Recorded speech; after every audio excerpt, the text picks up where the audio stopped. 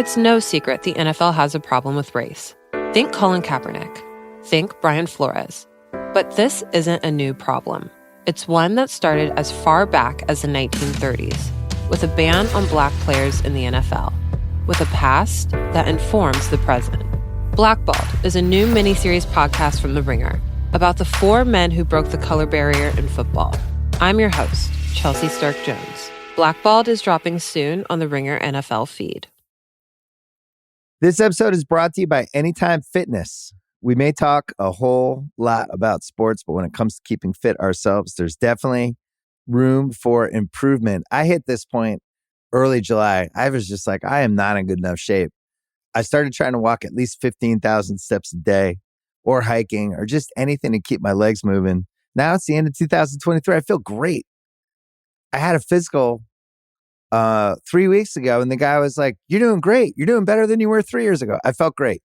Whatever your goals are, progress is possible thanks to Anytime Fitness. Get a personalized plan and support from an expert coach anytime, anywhere. Visit anytimefitness.com to try Anytime Fitness for free.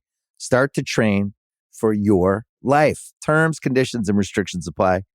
See website for details. This episode is brought to you by Read, Write, Own, Building the Next Era of the Internet, a new book from entrepreneur and startup investor Chris Dixon. If you're listening to this podcast, you know what it's like to be part of a community of fans. You value the people who play, perform, and create for everyone. Well, what if there are more ways to support them, more ways to be a fan? And what if you had even more ways to connect with the teams, artists, and other creators that you love?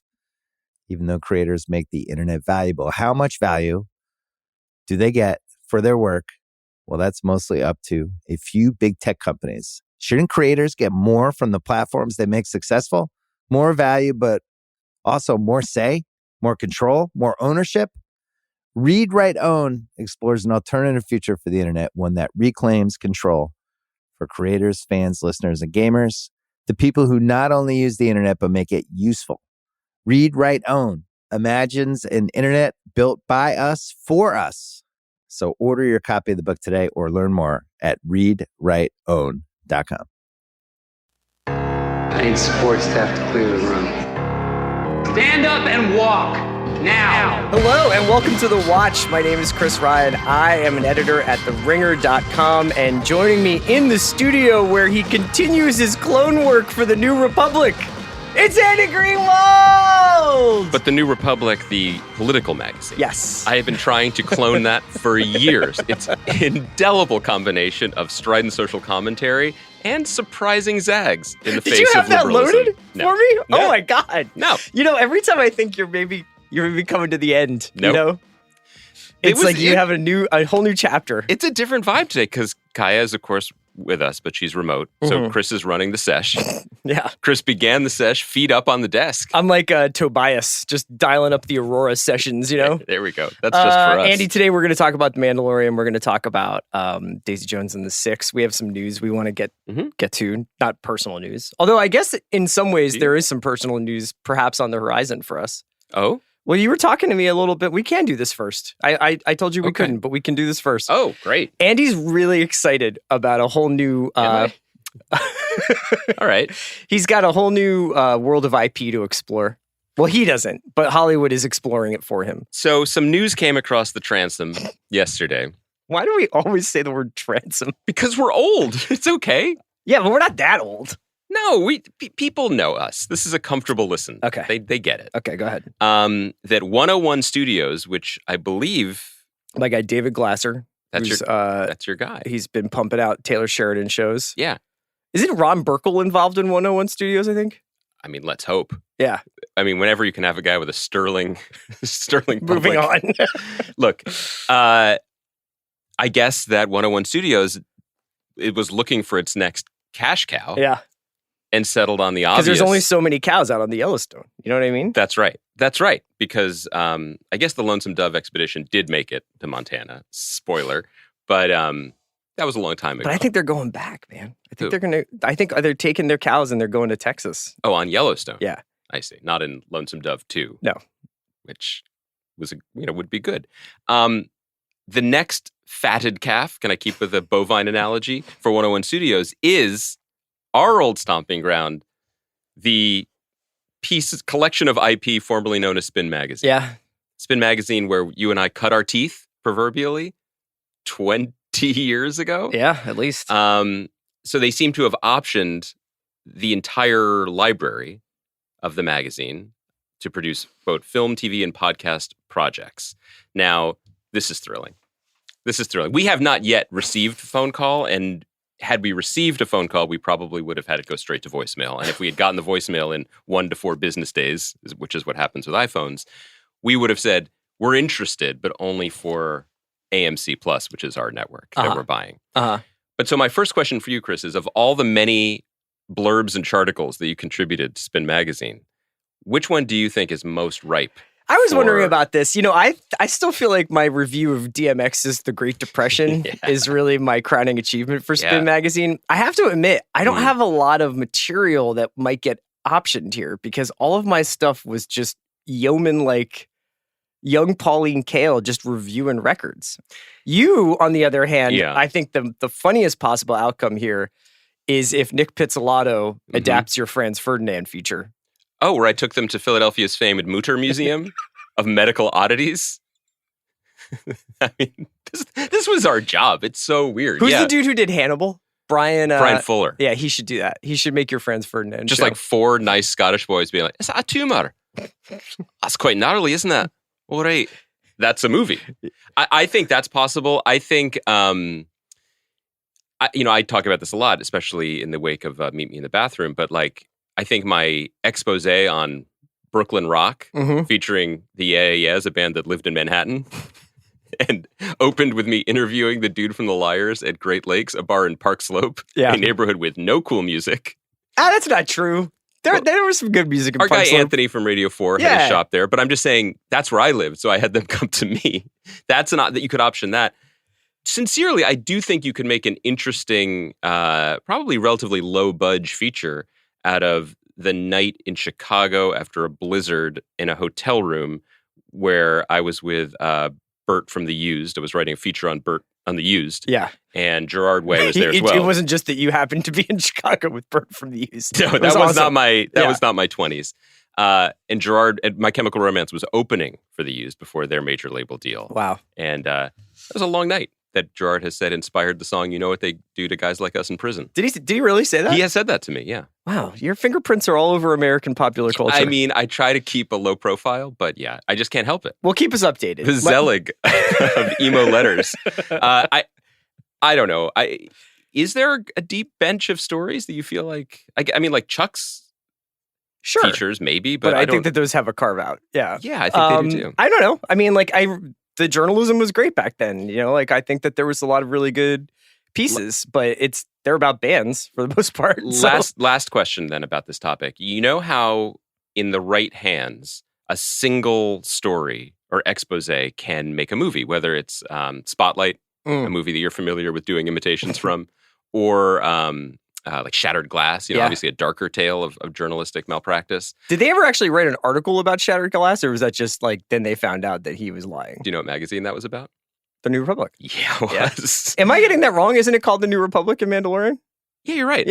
I'm just dunking on you. But I think that we could do a similar story about the time in the year 2000 when instead of naming an album the best album of the year, we named Your Hard Drive.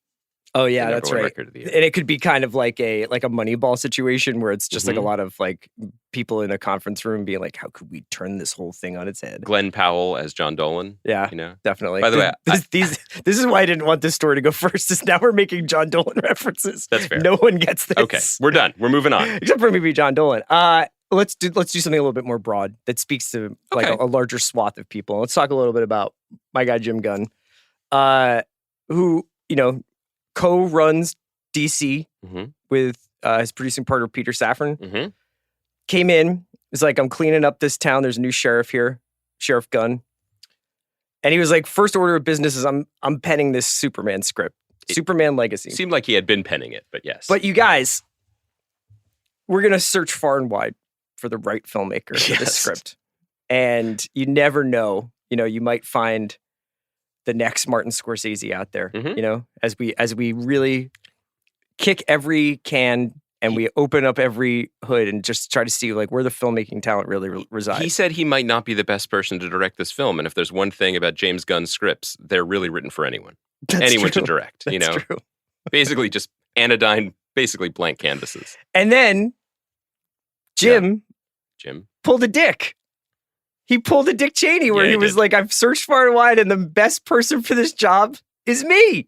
I think the Dick Cheney reference is best. I thought it was more a Tim Robinson in the hot dog suit saying we're all trying to find out the guy who did this. No, I gotta admit, this makes sense. Like he's running this DC thing. He should be the first one out the gate with a film. He should set the tone.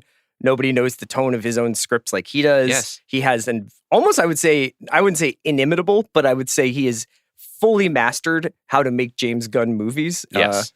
I was rewatching, gosh, it was like Guardians. I think Guardians 2 was just on the other day, and I was thinking about like, oh man, this guy really does like, of all the like nitpicking I do about various like franchise IP stuff, like he certainly knows the tone of like his own stuff in a really, really specific way.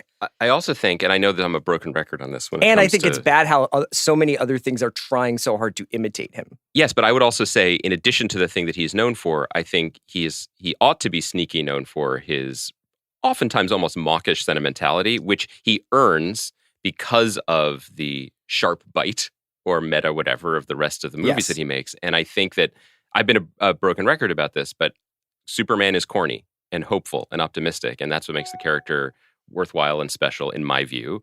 And whatever tea leaves have been offered about this project suggests that he is interested in that version of Superman. He is steering into it.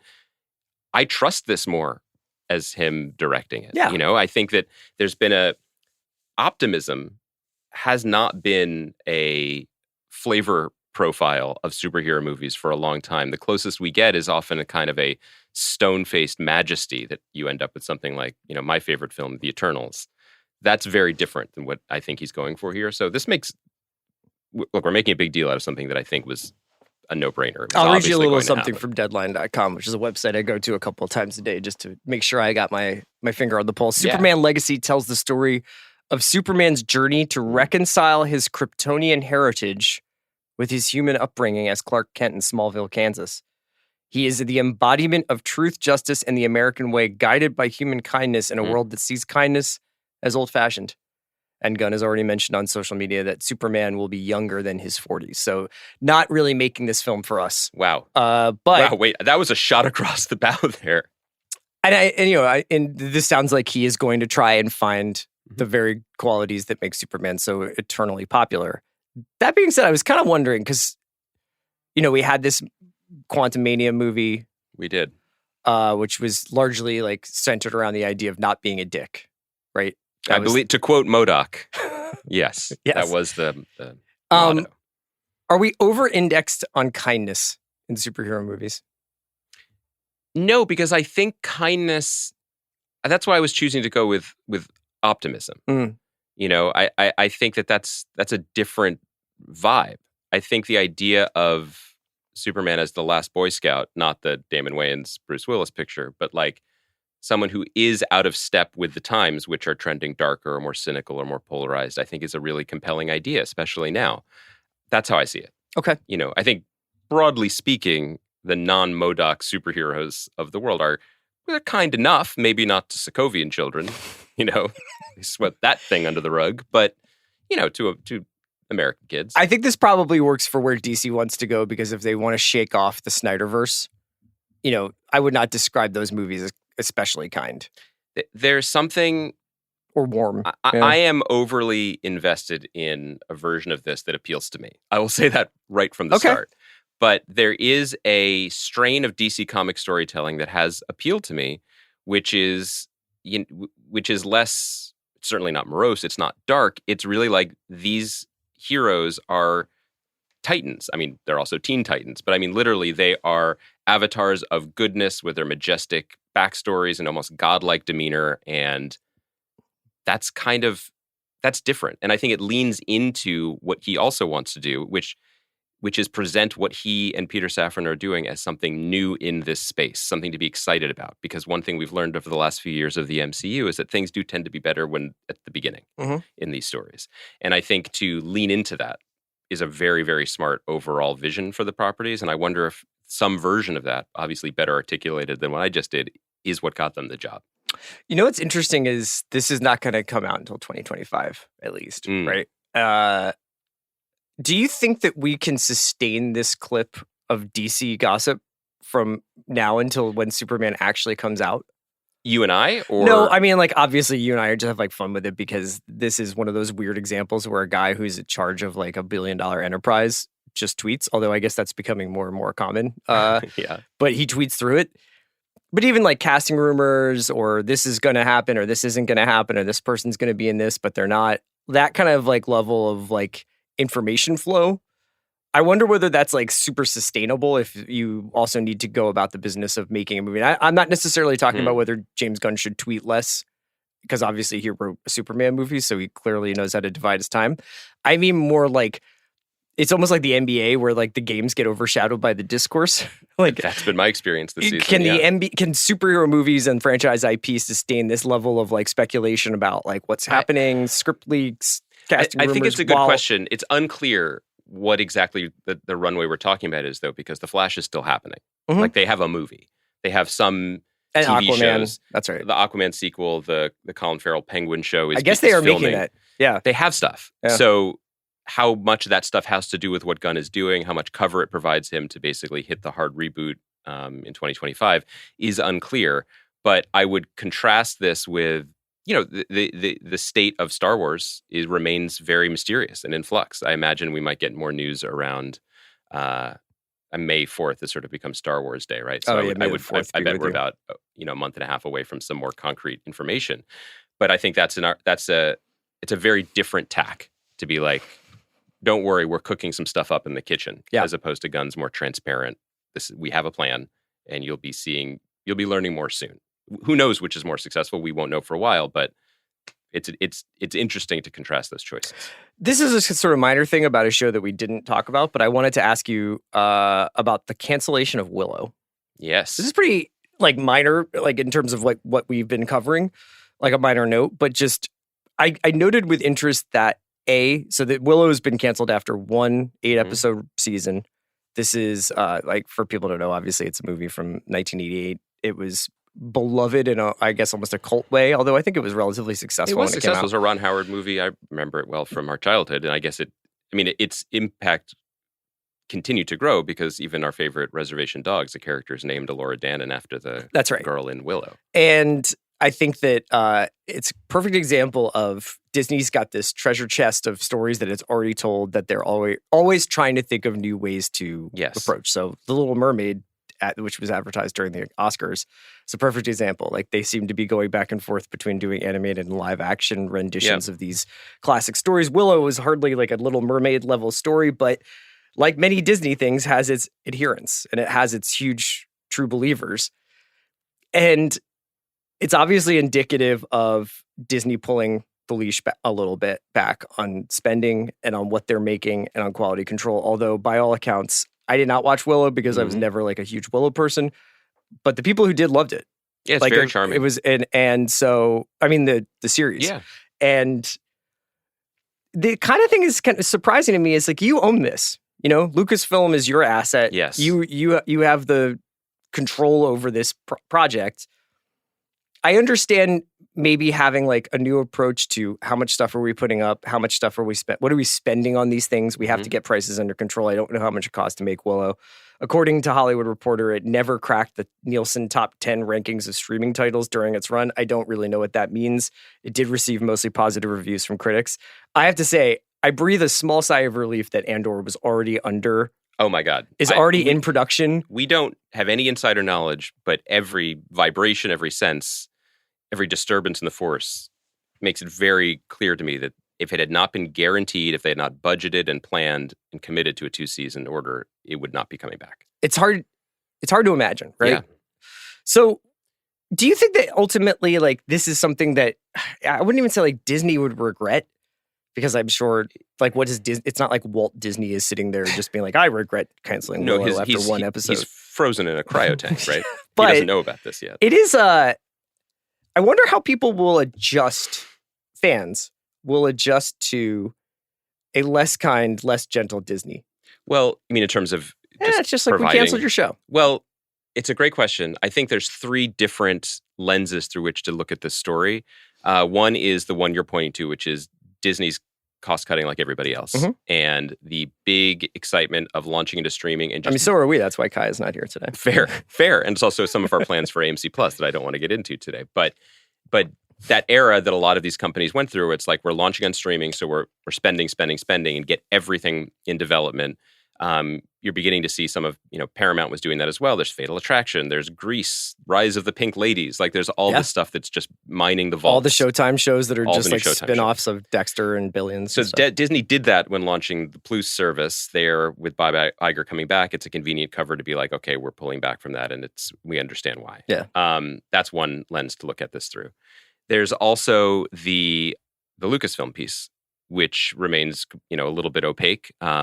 It's important to distinguish that, yes, this is all under Disney, but Willow is a Lucasfilm property. There aren't that many Lucasfilm properties. There's Star Wars, there's Willow, and there's Indiana Jones. Yeah. Right? Like that's the big 3. I'm sure there were other things that happened along the way that I'm forgetting about. Yeah, I'm trying to remember if there was I think they made some video games too in the late 80s for PCs, but those are the big franchise tickets. When you say Lucasfilm, that's what you're talking about. So, George Lucas, overrated?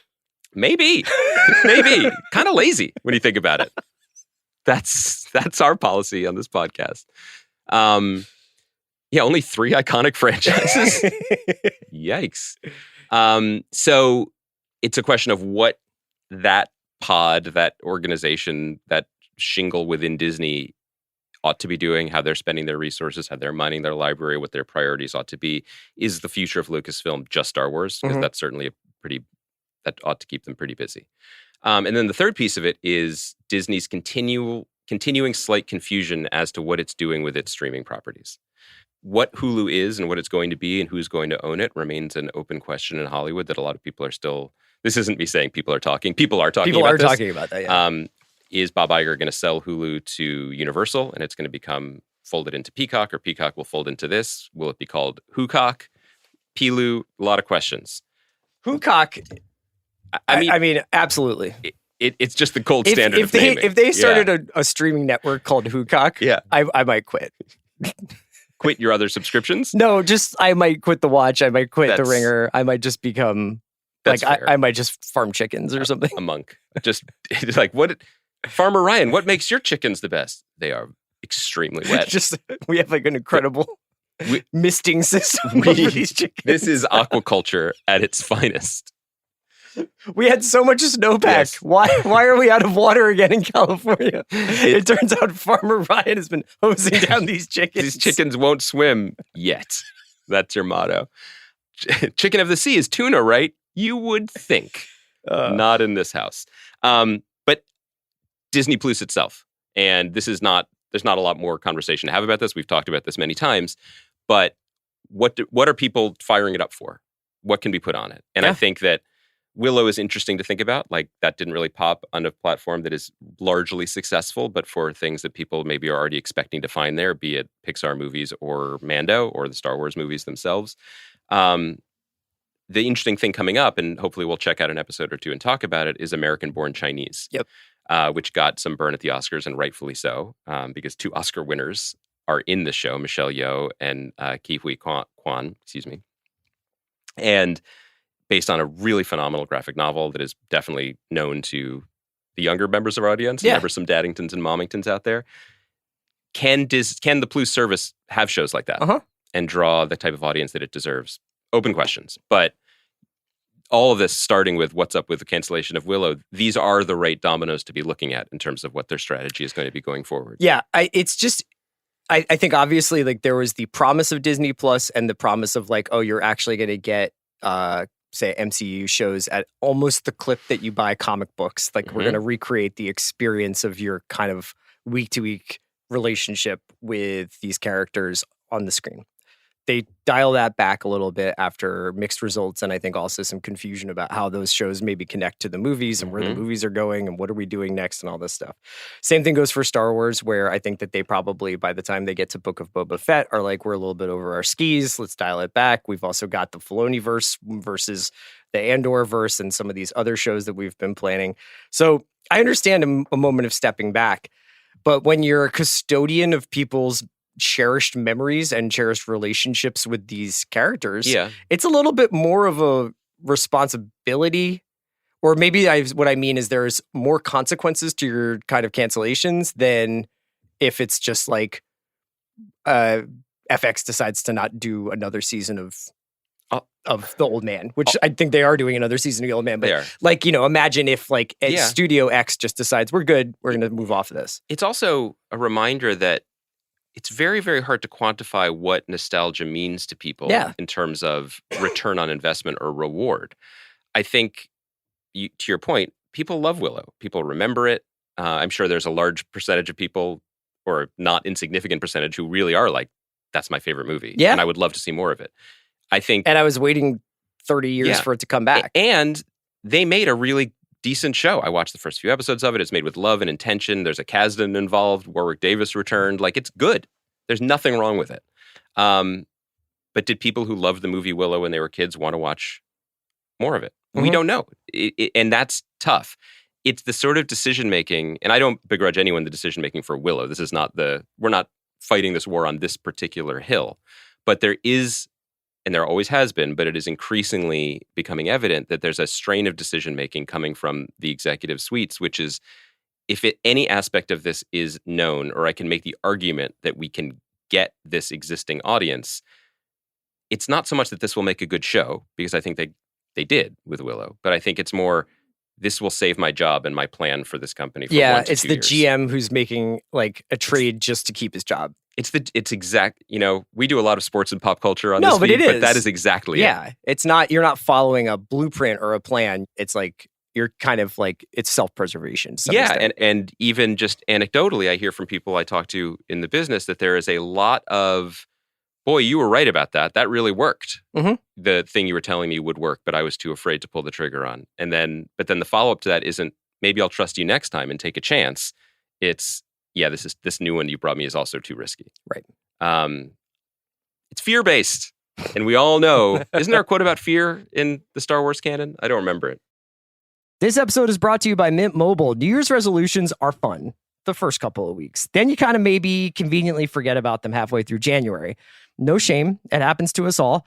But this year I have a foolproof plan, at least when it comes to saving money. Just switch to Mint Mobile and you're done. Goal accomplished, because for a limited time, their wireless plans are $15 a month when you buy a 3-month plan.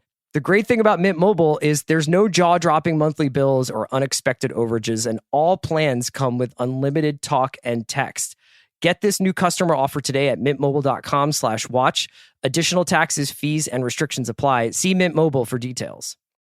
This episode is brought to you by State Farm.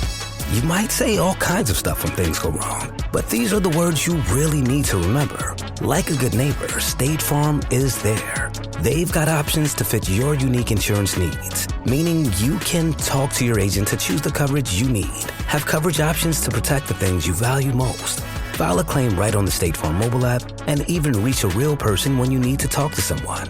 Like a good neighbor, State Farm is there. TaxAct knows you don't look forward to taxes. TaxAct doesn't even look forward to taxes, and TaxAct is a tax software company. It's basically TaxAct's whole thing. If TaxAct did things over, maybe TaxAct would end up teaching kindergarten or leading fly fishing tours. But that's a different story for a different ad. So why don't we just agree that taxes aren't fun, but you still have to do them? TaxAct's filing software can help you do that. TaxAct. Let's get them over with. This episode is brought to you by the new true crime docuseries American Nightmare, only on Netflix. In 2015, the Vallejo, California Police Department received a strange phone call about a kidnapping. But when the truth is stranger than fiction, you won't know who to trust or what is real. A fast-paced true crime thriller with cliffhangers at every turn. Watch American Nightmare now, only on Netflix. You want to talk about the Star Wars canon? You got any more news? I got no more news, but I think it's a good segue. So I think we should go with it. With the real Frankenstein episode of The Mandalorian. Yeah. In some ways, one of the most interesting episodes of The Mandalorian of the series, I thought. Mm-hmm.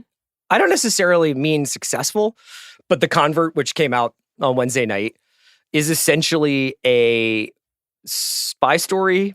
Some would say even an Andor-inspired spy story, sandwiched in between. I say that because I just heard Midnight Boys literally use this analogy, but it's like there's some Mandalorian in the beginning, some Mandalorian in the end, and in the middle is this Coruscant set spy's tale about Dr. Pershing, who people maybe remember from the first season as the doctor who was experimenting on Grogu, take his blood and inject it into, like, he was trying to make super soldiers or something, right? We don't know. Werner Herzog was involved. Yeah. There's obvious, like, breadcrumb trail that leads from some of what was going on there to what will become the First Order, which is the sort of the villain of the sequels, that the Daisy Ridley sequels that we all lived through. And this is like, in some ways there's parts of this episode where I'm like, oh, like, this episode of The Mandalorian is an incredible advertisement for Andor. Like, if you like the middle part of this episode, I recommend you watch this incredible 10-hour drama that is this times 40. On the other hand, I kind of like admire Mandalorian for trying this and for doing such an oddly structured and oddly timed within a season left turn. And it is actually pretty fascinating because, Andor obviously had that very specific release pattern. Yeah. And they released the first 3 up front, but the story itself was told in those blocks. Mandalorian is highly episodic, but I feel like that is starting to crumble away a little bit. Yes. And they're trying now, I think, as we get into season 3 of this show, to start making The Mandalorian connect to some of the other major stories that the Star Wars universe is telling. So I would say that I admired and respected the choice to do this, even if personally I didn't feel like the Dr. Pershing story was like the coolest thing I'd ever seen. And I think maybe that comes down to execution. What did you think? I think that you're right to start by saying that the things that have made The Mandalorian exceptional and beyond exceptional, just good, were on display in this episode. And I mean that specifically in 2 ways. One, the fucking special effects from like space battles is unreal that this just happens on a Wednesday on television now. It's also directed by the Lee Isaac Chung who did Minari, which is just like fucking amazing. We talk often and we aggregate or report that like there's a crunch on CGI houses and people are just, getting pixel fucked, to use the term that we've seen in print a bunch. And you've seen it even in shows that we admire or movies that we like a lot. This show always seems to look amazing. And that's a credit to the people who work untold hours on it. And, I guess the craft services down in Manhattan Beach, like, I don't mean to make light of it. Like, shouts to everyone involved. That opening sequence is unreal. It was just really beautiful and really well executed. I think the other thing to point out is no one would ever call The Mandalorian like weird in the way that like we saw the trailer for our buddy Damon Lindelof's new show, Mrs. Davis. And I'm like, oh, thank God. We haven't seen the show. We don't know anything about it yet, really, other than what everyone else has seen. But I watch it and I'm like, well, this feels like nothing else. And I'm really excited for that reason. Mandalorian isn't weird, but it is idiosyncratic in that it really is and always has been fueled by the decision-making of essentially 2 people, right, of Favreau and Filoni at this point. And that leads to some really charming stuff, like stuff that I found more appealing in the first season. And it also leads to, we're just going to do what we want here. And we're going to have a air battle with Bo-Katan, and then we're going to do this sort of, weak tea le carre for the rest of the episode. Cool. Good for you. Switch it up. Change it up. But this was like watching an Andor spec script written in crayon. Well, that's another way of putting what I was saying. Yeah. You were being polite. Like, this was the more positive spin on this is that these are creators not writing to their strengths and challenging themselves. They probably were aware, maybe they've read the scripts of Andor because they were probably in production and around the similar times. It's not their fault that Tony didn't just eat their lunch, just like pulled their food rations for 8 weeks. Right. Like, you cannot compare them, and it's not great to compare them.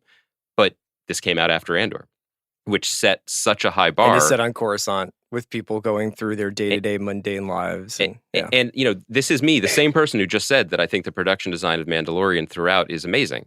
And it is. It's commendable. It's also very different. But it's very different. These are actors just absolutely impressively awash in a cartoon. And one of the things that made Andor so incredible, in addition to everything else, because it was incredible, is Luke Hall's production design and the practical thought and construction that went into every frame of it. That this is a place where people work in a building where they eat cereal and like go about their lives. Whereas The Mandalorian is very based in, frankly, a Star Wars movie tradition of, yes, this is a planet the size of Jupiter, but there's one house on it that Bo-Katan lives on. And whenever we fly to the planet, we just fly to that house. And then we fly around some cliffs and then someone bombs the house. Our house isn't there. Yeah, that was a bummer for her. Yeah. But she has nowhere to throw that leg. She's very cramped in her ship.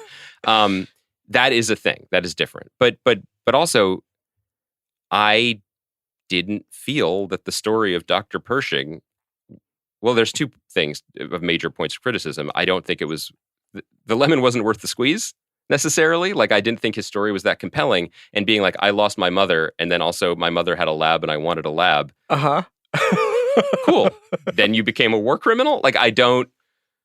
Look, man, things were moving quickly for my guy. Chris, I don't want to be this guy, but look, I've been this guy for a while. So, like, can you talk me through what are the politics of this episode of The Mandalorian? I'm going to try. Okay, I appreciate that because, you do your own research. You know what I mean? Like, you listen to Red Scare, but you also flirt with Red State, and you keep people guessing. So maybe you can help me understand how I should feel about the Dr. Pershing, obviously, working for Moff Gideon, I think, right? That's the name of the Werner Herzog character? No, Moff Gideon is the Giancarlo Esposito character. Oh, right. Werner Herzog's character is Werner Herzog, as far as I'm concerned. In any case. The broker or something? He's been, in the beginning of the series, Pershing's like experimenting on Grogu.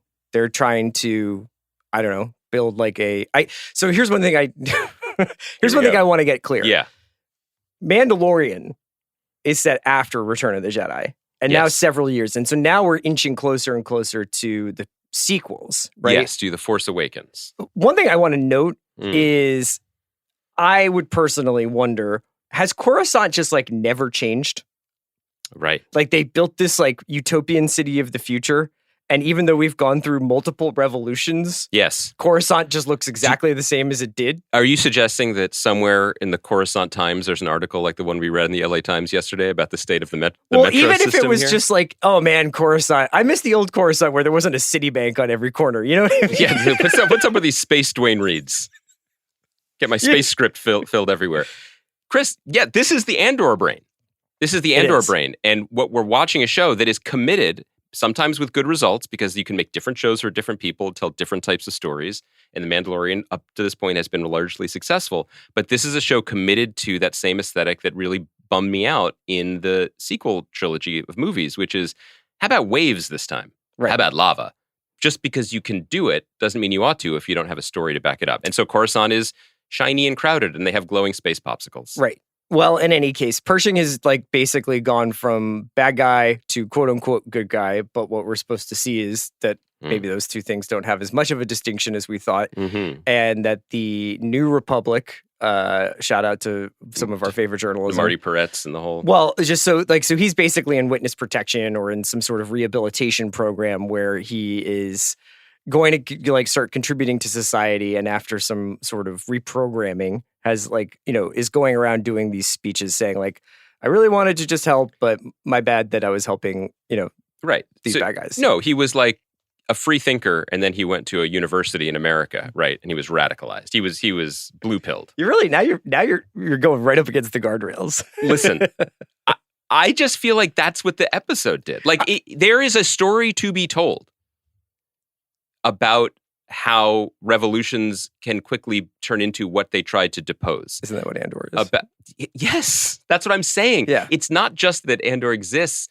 It's that it proved that if you go down this road, you have to walk it very thoughtfully and carefully. And so I'm not saying I watched The Mandalorian. I didn't finish this episode and was just like, I'm not recommitting myself as you did to voting irregularities in Maricopa County.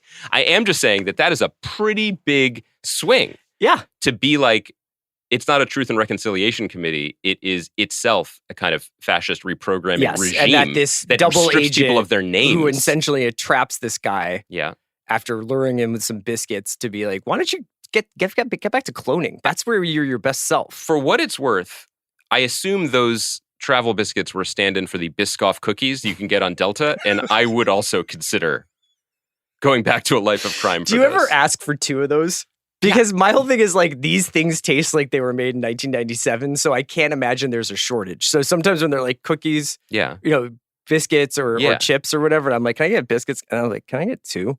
Yeah, and then I eat them, and then they are the crummiest fucking thing in the whole world. Yeah. And you're just like sitting in a carpet of your own filth when you're done eating biscuits. That's also what Delta, sit in a carpet of your own filth. I mean, like, that's what airplane travel is. Yeah. Here's my advice to you if you ever feel guilty about asking for a second cookie. Have children. Why? You can always ask for more cookies. And then you sort of point to them, and they're watching the 19th episode of Peppa Pig, and they don't care. Right. And just like, it's for them. And then the next time they walk they're past, watching Clone Wars. You are covered in just absolute cookie filth, crumb detritus. You were asking me if I could explain this episode. I guess I can't. I thought I could. Well, I don't mean like what happened A to B to C. Werner Herzog. That's fine. I just meant. Did he work for Giancarlo Esposito too? Yeah, I guess so. Okay. That was that division of the empire, I guess. Although that was continuing because all this business was happening within the timeline of the Mandalorian, all of which is post Battle of Yavin. That's right. What's up, mouth breathers? That was still a classic CR bit from a week or two ago. I'm not saying it wasn't hard to follow. I'm saying it was pretty simplistic, and then kind of writing some big checks just in terms of like what is happening in this fictional world and how we ought to feel about it. And it was, for me, it was a failure because of what this show's core strengths and competencies are, in my view, but also in the shadow of Andor. You were talking before about how it used to be more standalone episodes, and now it's trending towards like there is a Trojan horse project at work here that I don't think anyone's being cute about anymore. That it's not just about this masked vigilante going town to town with his cute baby Yoda.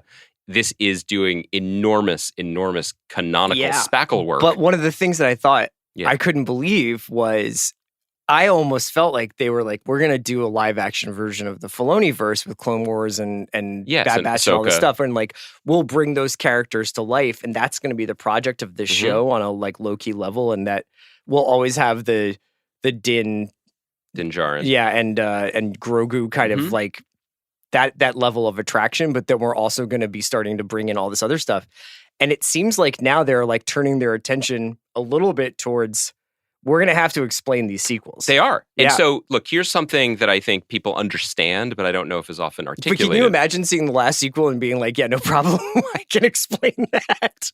Those are conversations that happen. Yeah. Like, how the hell did Palpatine come back? Because unlike a Marvel universe or a DC universe that not only now have multiverses as canon, which allow you to play with other actors playing parts or rebooting or changing ideas, whatever, we also kind of carry with us an understanding, even without the multiverse, that this stuff they can just start over, that they can just do a different version of it. We get that. Star Wars, which is often mentioned in the same breath as the MCU in terms of a large franchise IP entertainment, everything is canonical and there is one history. It is mythology. It is not comic book storytelling. Everything that they've put on screen, that they've identified, and even stuff that's not on screen, whether it's comic books or whatever, especially in the recent post-Disney acquisition, happened and is being done with an eye of filling in the gaps in the timeline. So that is the larger project that's behind everything that they do, which is kind of making it agree. And taking, I don't want to sound like your guy Ron DeSantis here, but trying to make history agree and work, even though there were some egregious failures in that history, that's a tough one. Yeah. That's a tough one to do. And, look, people listening to this, still, people who haven't hit fast forward yet can kind of tell where I'm at with this show and where it's going. I am curious about either the more casual Mando fans' response to this slow turn, or even the hardcore Mando fan, which is different than the Filoni fan, who's like, finally, Ahsoka in 4D. Do you ever think about how, I guess, unconventional this show is told? Yes. Unconventionally, this show is told. Like, why And I actually am just curious. Like, I'm not even mad. Why, like, they don't ever like cross-cut a story? You know, like where it's like Dr. Pershing is here, and now I'm telling you, this is the weirdest show because it is this at once the smallest. They just like hard cut. They're like, okay, biggest. We escaped from this planet, and now let's go tell like completely other story for 42 minutes, and then at the end, come back, and now we're all one tribe again. I cannot stress this enough that like this show is incredibly expensive. It is incredibly important to the bottom line of Lucasfilm, to Disney Plus, to the Walt Disney Corporation headed by Bob Iger. Like this show matters and is a huge, huge deal. And yet, one gets the feeling that it is really being driven entirely by two dudes in hats in Manhattan Beach. And when I see a story that just goes A to B to C, title A, B, C, D, E, and then it's done, my sense is there's no room here. You know, like writer's there's room? no writer's room. There's no one trying to, I mean, you could also be like, that's just straightforward storytelling. And it's not a kid's show, but it is a all ages show. And so that's more linear, straightforward storytelling, yeah, which if is I was the vibe. Like 8, but I'd be like, what's happening? I know this show is not noted is my sense. That's my sense. And I don't just mean that in a negative way. It doesn't mean that notes make things better. Yeah. It just fully feels like someone was just like telling you their dream. And you're like, cool. Oh, for sure. Okay. Yeah. Biscuits, you know, all right. Like that's just where we're at with it, you know? And but I don't think that Andor's noted. Like, I totally agree with that. But I also just like, with this one, I'm like, so he was... And nobody at Andor was like, so he's eating cereal with his mom? So he's Dr. Mengele, and he now is just like an ID number in a Reformation, like halfway house. But on his off nights, he gives TED Talks about being a famous doctor. And his TED Talks are kind of like, you know, cloning maybe had some upsides. Yeah. Yeah. What? Also, look, again, you know, earmuffs, Florida listeners, but I believe that the United States took in some German scientists. Yeah, a lot of people have made this point. I think we can pump the brakes a little bit on that. Like, I'm just saying, unlike what actually happened after World War II, what are you so afraid of, Chris? The truth? No, I just mean that like there's nuance to this. And the show could have, I don't mean nuance. Let me pause. I just mean that there are there's two sides. There's two sides to everything. Look, did we go to the moon? Like, what do you guys want? Was World War II a territorial dispute? This is Maybe. probably not an argument that people really no, want to hear us have. I'm asking for, I'll put aside the jokes. Yeah. I'm once again asking for more nuance in all of my high franchise IP storytelling. Okay. And I like The Mandalorian, which isn't to say I don't have an appetite for the other thing, because when Mandalorian was a more low stakes show about people on the outer rim, just trying to make it and get by, that was really compelling to me. That's something that you and I have talked about wanting to see for a long time. Yeah. And it was refreshing because there were no Jedi. And since those early days of the show, not only have we had a Jedi, but we've directly connected the show to the most important Jesus Christ Jedi, who made an appearance on this show. It's not just that he's a rogue Mandalorian, there is a Mandalorian death cult and a large planet of Mandalorians, and the future of the whole planet and race being determined by a magical sword. And there's also a mythosaur. Yes. Do you know that that's the name of that beast in the water? No. Mythosaur. Okay. Is it related to the space whales? And then we are also now deep within the bowels of the fucking New Republic becoming the First Order and the rise of the Knights of Ren. Oh, yeah, that's right. I forgot about him. Whew. Like, that's a lot. And you're asking me to put all the pieces together. You're the puzzle master over there. Say Mythosaur again. I dare you. Okay.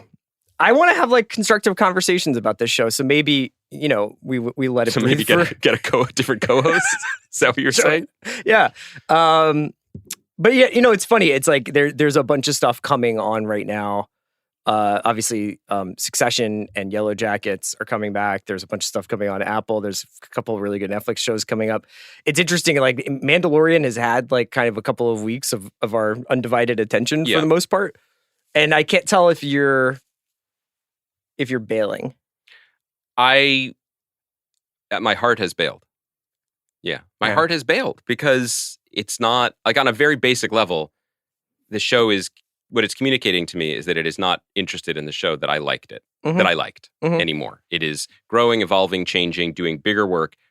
And I think that it's always worth adding the caveat that the things that it is touching and toying with and playing with are deeply meaningful to many people. And so to see this, it's vibing for them. I don't know that stuff, so I'm still watching it just cold, being like, can this be an entertaining week-to-week experience? And it's less and less that. Let me ask you a question. Yes. And I'm gonna try and thread the needle here. Okay. Okay, so we've not necessarily been kind to the show in the last 20 minutes to Mandalorian. Right. And one of the things that I think we just critiqued it for was, what did you call it? Weak tea, le carré, and this idea that, like it's not going as in depth as it possibly could, or it doesn't have as much nuance or detail, or the characters are kind of facsimiles of characters. Those are all criticisms that I have heard leveled at Daisy Jones and the Six. Oh, you were segueing this whole time. You guys should have seen Chris. Chris didn't even raise his eyes to me until he revealed what he was because doing. This hadn't occurred to me, and I don't really like doing our conversations. It's not my favorite thing to do them in relation to a straw man argument against a show. Right. But I think that there's also something to be said for people are interested in topics that they're interested in, and they like certain things that they like. And you and I have talked about, like, it would be very hard to make a 70s rock insider show that we weren't at least pretty interested in seeing the conclusion of. I think Daisy Jones rises above that. I've noticed that there's a lot of like tepid response to it, but I happen to think that Riley Keough is tremendous in this show, and that she's incredibly charming and charismatic and interesting, and that this character is like pretty fascinating. And they made a television show out of the last minute of the performance of Fleetwood Mac Silver Spring on VH1, where two people stare at each other intensely and a third person is singing backup vocals, and you're like, this is the fucking most gripping thing I've ever seen in my life. Yep.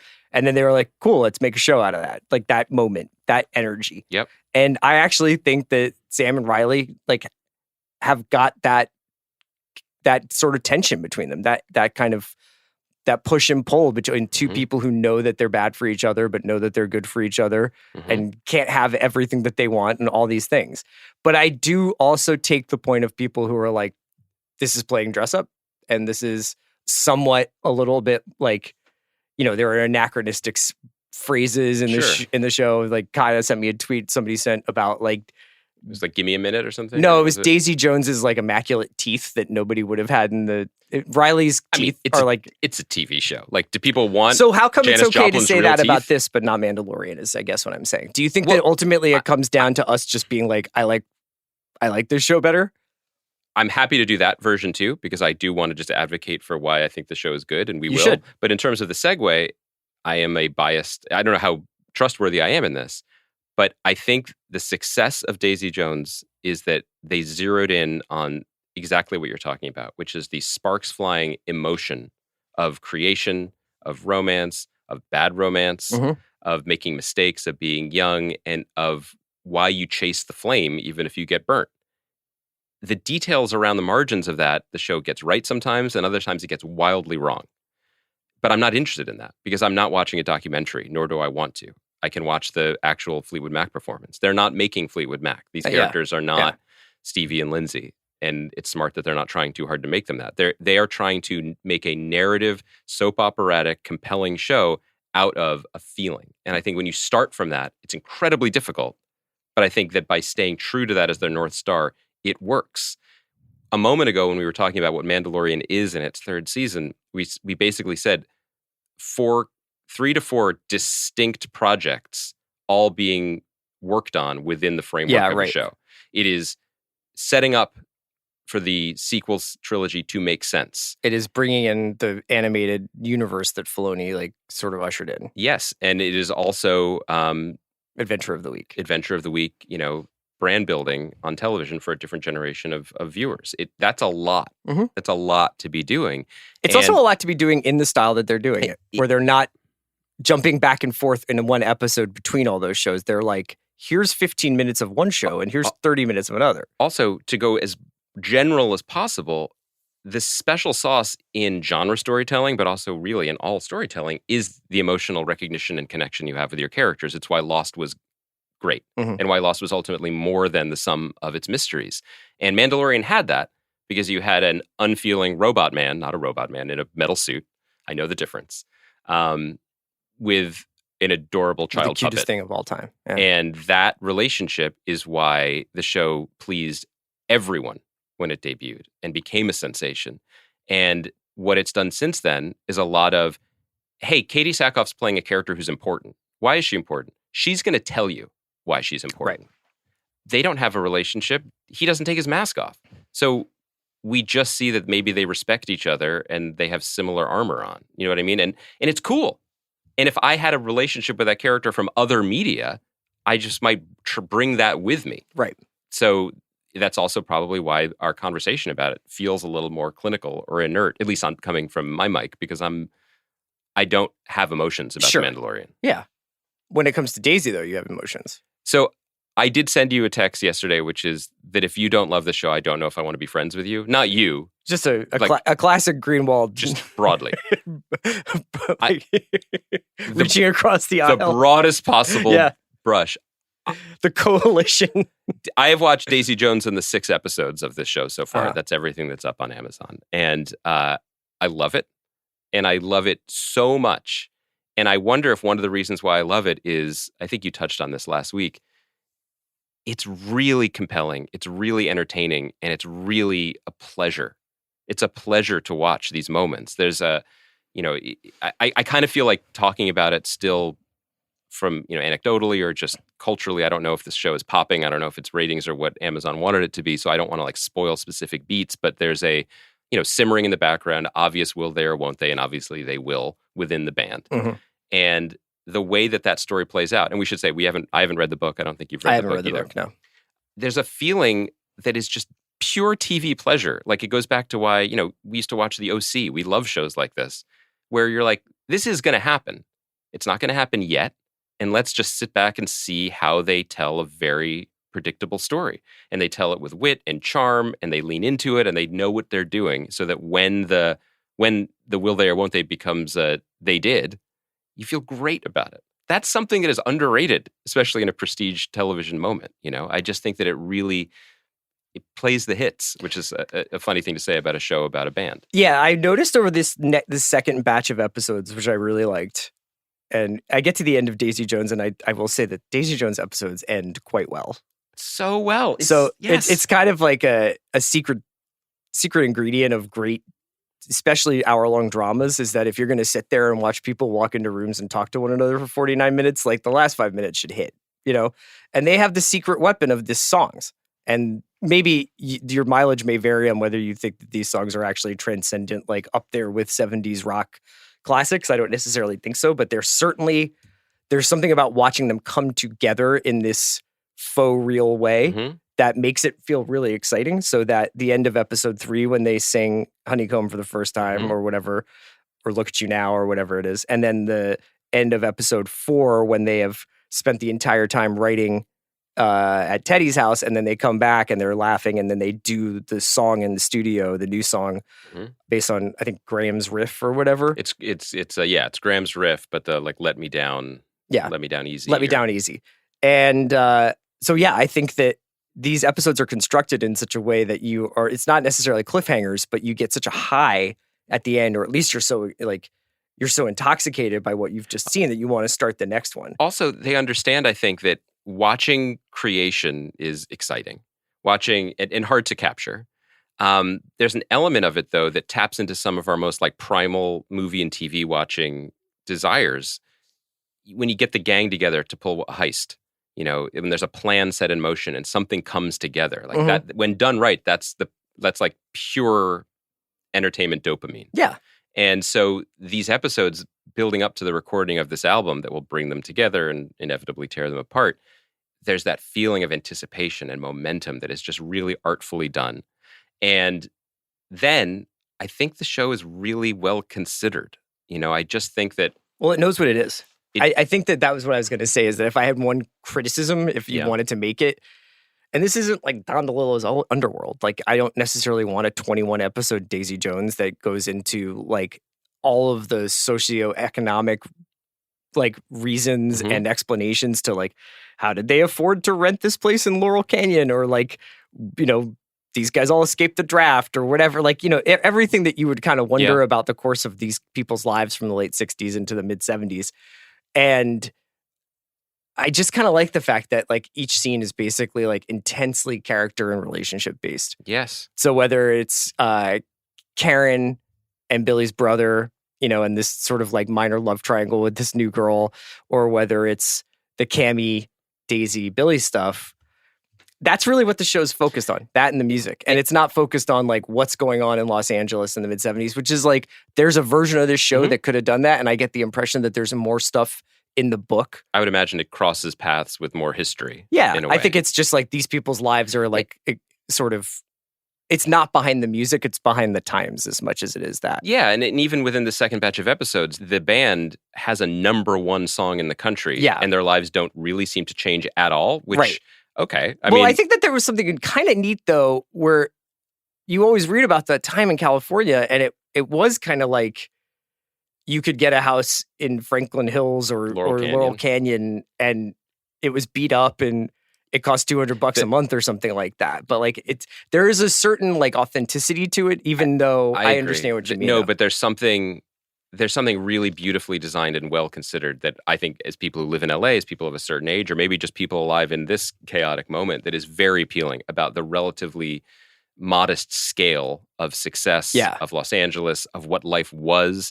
I think about this a lot in my own life, but when I watch the montages of Daisy in her room at the chateau trying to write songs, I am, of course, envious because it seems glamorous and cool and fun, but also I'm like, well, she doesn't have the internet. She's just smoking a joint with an acoustic guitar and writing things in a notebook. Yeah. And then they hand each other lyrics like they're, like they're the latest Americana at the brand memes drop on Instagram. You know what I mean? Like, look at this. Yeah. It does appeal to our broken modern brains as being more genuine or more compelling or whatever. I also think, and we touched on this a little bit last week, and I haven't read the book. I imagine this is part of the book. Taylor Jenkins Reid is the author. There aren't that many music stories in TV and movies because, as we talked about last week, they're notoriously hard to do, hard to get right.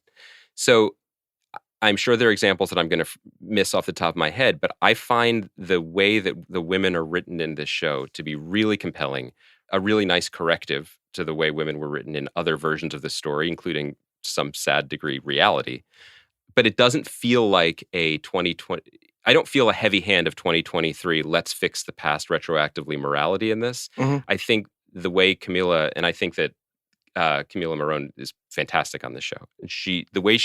The way that goes, where Daisy and Billy are not getting along, and it's brokered, their peace is brokered by Billy's wife, is lovely and felt emotionally real and true to me in the same way that Daisy calls... Yeah, that whole party where the lights go out, they play La La. It's amazing. But also that like Daisy calls Karen to bail her out, the way that they built this organically, that from the moment Daisy shows up, Karen is kind to her because she knows what it is like to be a woman in this world. And I think that there are many examples in the world of women not being kind to each other. I'm not going to try to mansplain or unsplain any of that.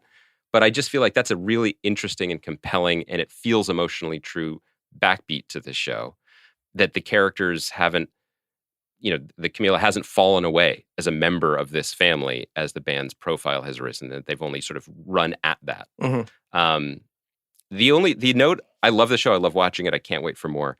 I did think that the first time I bumped was actually 6, the last one that aired, partly because it was the first time I felt rushed. Not so much rushed as stalled.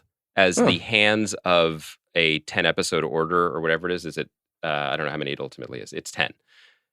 So at the precipice of success, again, I don't want to spoil it, but the end of the episode suggests that Daisy has gone AWOL. Yeah, right.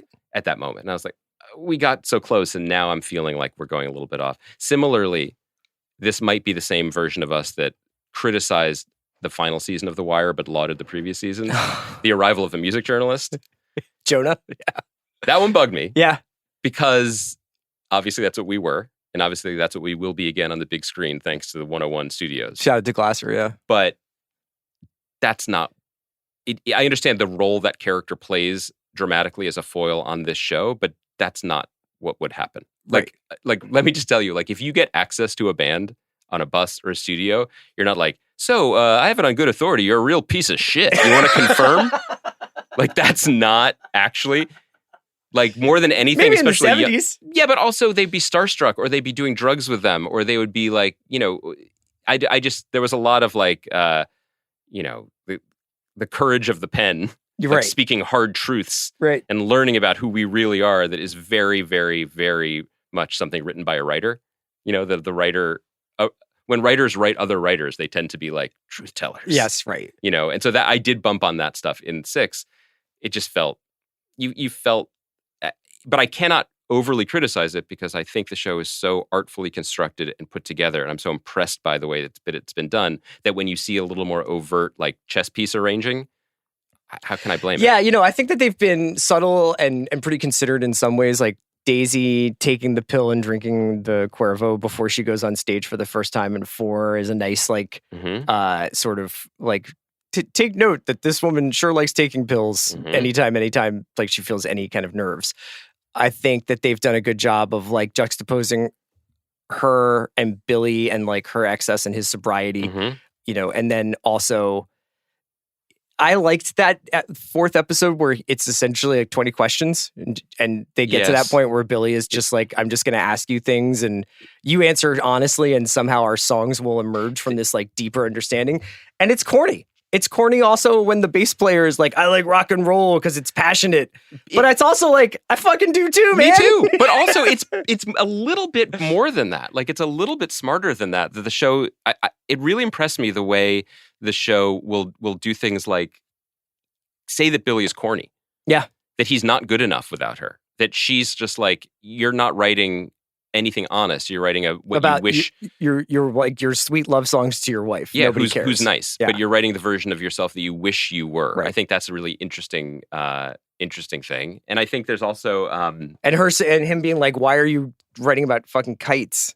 And why don't you just say, I feel untethered? Yes, yeah. And that's why they're complimenting each other. And I also really liked that moment. I think it's in 4 when they're recording and they sneak into Teddy's house. Yeah. When they don't talk about kites. They talk specifically about feeling how awful the world is. Yeah. And Billy, in a thing that almost feels anachronistic, speaks in very contemporary therapized language, which I also think is true. Like, you can't change it. You have to sit with it and you have to push through it. The only way out is through of terrible things. Right. Because she's like, what do you do when it gets too much? And he's just like, I get sad. And she's just like, nope, not me. Why would you do that when right. there's magic things that make you feel differently? And it was kind of refreshing to hear that because these are young people and that's a very familiar response for anyone of any age. And I think that often the art that we consume now is sanded down so that when Billy says that, no matter when he says something like that, the response would be, oh, wise sachem. Like, we did it. We were once 9 perfect strangers and now we're family or whatever. Yeah.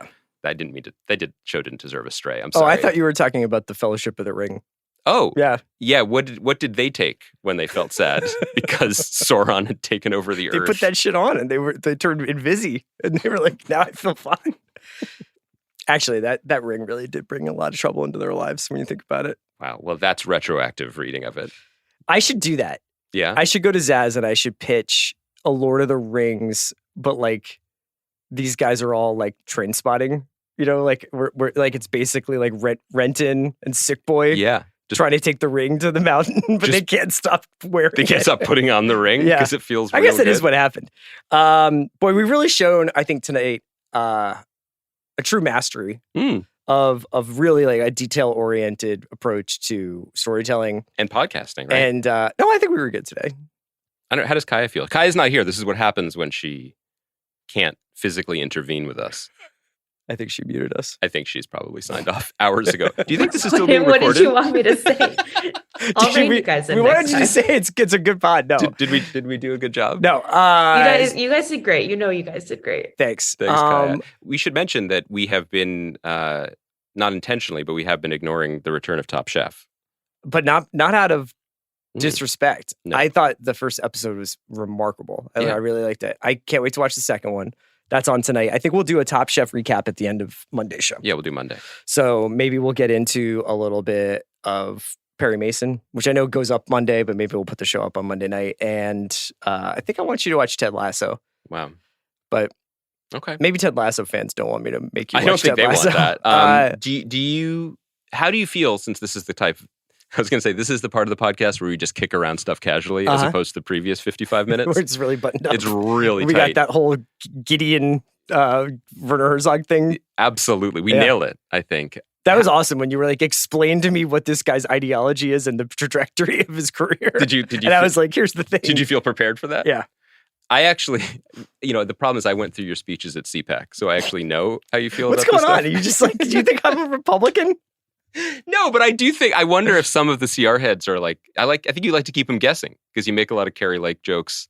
She's funny. Yeah, I agree. She's not funny. Like, it's not like a joke, but she herself is a joke. Yeah. I think people know. Right. I apologize to you. That's okay. I do have your donor history up here, and it has some surprising turns. I like to have a balanced portfolio. Do you think our practice eps of AM to PM are 24/7, 365-day-a-year Perry Mason pod? Do you think they've been going well? I think that we've seen a little bit of an audience drop off as the day goes on, as the days go on. Yeah.